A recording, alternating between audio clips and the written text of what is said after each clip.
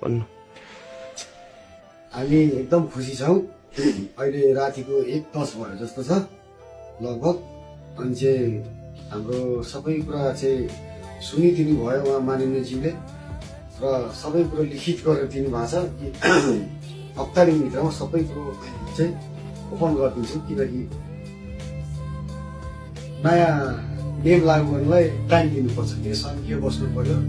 अनि तपाईँको अर्को के हुन्छ यो संसद बस्नु पर्यो, त्यसपछि क्याबिनेट बस्यो, त्यसपछि होला समय लाग्छ। खुसी लाग्यो नि आजको तपाईँको चित्त बुझाइ के छ? ठिक छ नि, न्याय पाउनु भएको छ? सानो नानीले मान्छेले त्यहाँ हामीलाई पनि तपाईँहरूलाई पनि हामीले अन्याय गर्यौँ भनेर के भनेछौँ? नाम अमर भयो।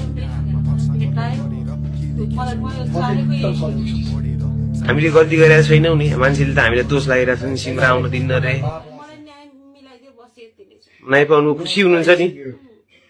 ल राम्ररी बस्नु होला है, जनताले बुझ्छन् एक दिन होइन, हजुरहरूले न्याय पाउनुपर्छ। सधैँ हामी तपाईँहरूको साथमा छौँ है। धन्यवाद।